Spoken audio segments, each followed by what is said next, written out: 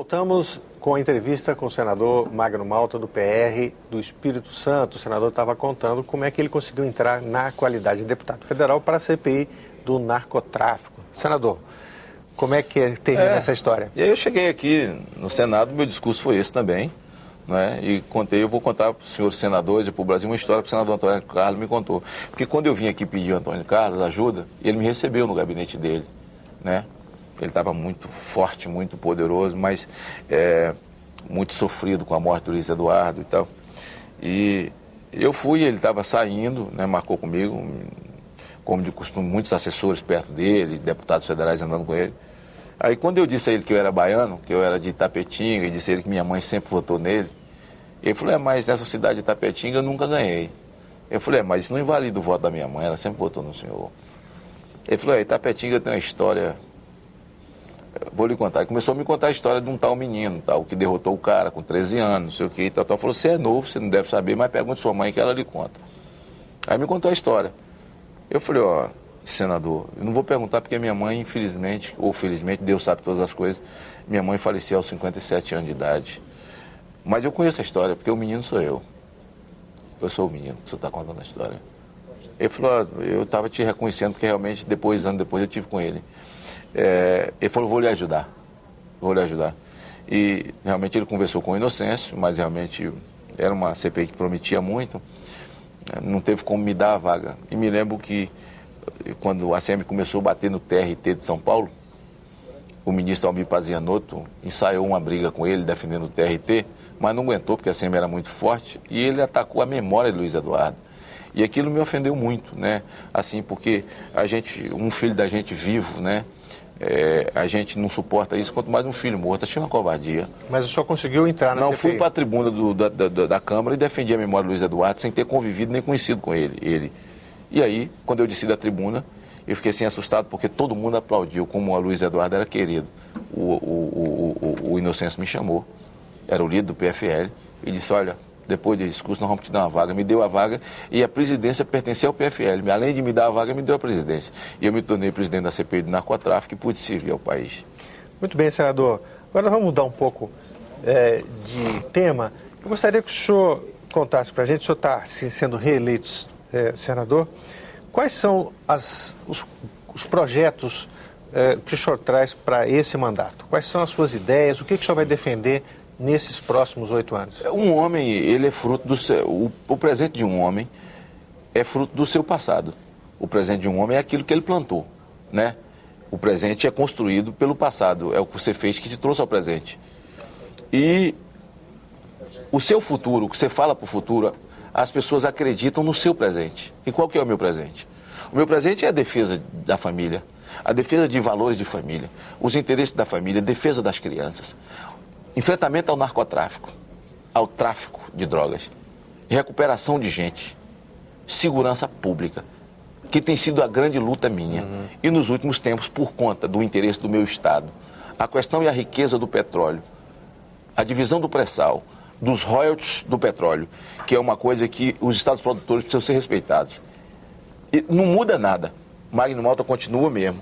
O povo do Brasil vai ver o mesmo sujeito aguerrido, que discute redução de maioridade penal. Sim, isso eu vou cruzar o país. O senhor tem um projeto, né? Sim, propondo a redução da maioridade penal. Para que idade? Para nada. Para zero. Por quê? O tráfico, o crime não trata com faixa etária. O sujeito tem coragem de queimar um cidadão, um ser humano dentro de um pneu, botar fogo nele, ele tem 13 anos de idade, ele vira o gerente da Boca. Ele comanda 100 homens com a arma na mão, com 13, 14 anos de idade. Por que nós vamos tratar? Um sujeito, quando eu tinha 16 anos, eu era um homem. Com 17 anos, eu era um homem. O cara com 17 anos hoje mata, estupra, sequestra, ele chega na porta do banco, põe o revólver na cabeça do aposentado e diz, perdeu o vagabundo. Um homem de bem morre só de ouvir essa palavra. Joga no porta-mala do carro, pega um empresário que dá 50 empregos, que passou a vida trabalhando, assassina esse homem, o homem morre. Quer dizer, vai estupra a mulher na frente dele. Quando a polícia põe a mão, tira a mão de mim, que eu sou menor e conheço meu direito. Que direito?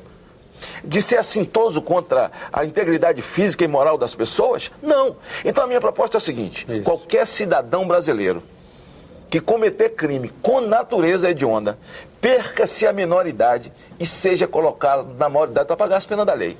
Quem comete crime tem que responder pelo crime. Agora, aqueles que defendem a não redução, aqueles que defendem que esses homens, que esses machos continuem matando, assassinando e assaltando na sociedade, dizem, mas vai pegar uma criança e colocar ele numa penitenciária. Penitenciária é a escola do crime. O cara que está na penitenciária é que não quer esse menino lá, que tem medo desse menino, ele tem medo de ficar igual o menino, de tão ruim que é. Então, é o seguinte, a minha proposta não é essa. Não é aquele que perde a maioridade porque cometeu um crime, vai para a penitenciária, vai para a FEBEM, para a IESBEM, para qualquer um lugar desse. A minha proposta é que se construa centros de ressocialização com a presença do SENAI, com a presença do Cefet, devidamente monitorados. O pai e mãe entram na sexta-feira, fica com esse menino até o domingo à tarde, que lá seja desenvolvido um programa de esporte e esses profissionais descubram a tendência ou a natureza esportiva desses meninos. E cada um, seja jiu-jitsu, seja boxe, seja futebol, seja basquete, seja... Para tudo que nós temos vocação, futebol de areia, seja futebol, esses meninos devidamente selecionados lá dentro, eles recebam um treinamento especial, que ao deixar que eles se sentem ressocialização, realmente sejam ressocializados e saiam para competir e dar alegria a um país que um dia eles fez chorar. É a minha proposta, não é proposta de jogar em Bangu 1, até porque os caras de Bangu 1 têm medo deles, entendeu? Então não é essa a minha proposta. Então é preciso que se faça urgentemente. Meu irmão, de cada 10 assassinatos no Brasil, 8 tem um homem de 17 anos, 16 metido nisso. As prisões e ocupamento dos morros que foi feito no Rio, do montante das prisões, de 17 anos, 16 e 15, tá cheio, tá cheio. Quer dizer, então nós não podemos conviver com isso, nós não vivemos num país de Alice, né? Nós precisamos acordar com relação à nossa realidade. E esse é um dado importante. Vai mudar a realidade da segurança pública no Brasil? Sozinho não. Mas isso é uma roda dentada de um motor, de uma engrenagem, que sem ela não vai mudar. Precisa de outras rodas dentadas, mas a redução da maioridade penal se faz necessário. E isso é um compromisso, porque eu vou cruzar o país inteiro esse ano, chamando a atenção da sociedade para a necessidade de fazer a redução da maioridade penal. Esse é um grande projeto seu. Qual é outra linha de trabalho? O senhor falou do pré-sal também, que o senhor vai defender os royalties, Sim, é preciso, os royalties né? que vão para o Espírito Santo? Até porque royalties, as pessoas contaram uma mentira. A emenda do Ibsen Pinheiro, aliás, que me desculpe, mas uma emenda oportunista, eleitoreira, sabe? Por que é o royalties? Royalties não é petróleo. Royalties não é petróleo, royalties é pagamento, é um passivo social, um passivo ambiental que fica, certo? Aquele vazamento do Golfo do México, por exemplo. Se aquele vazamento fosse no Espírito Santo, quem que ia pagar aquilo? Então o que paga aquilo são os royalties do petróleo. O royalties do petróleo é mais ou menos assim. O sujeito... Não, vou contar a história. Lá tem um fazendeiro no norte do estado do Espírito Santo, a fazenda produtiva, muito gado. A Petrobras, mapeando, descobriu que lá tinha petróleo na fazenda dele.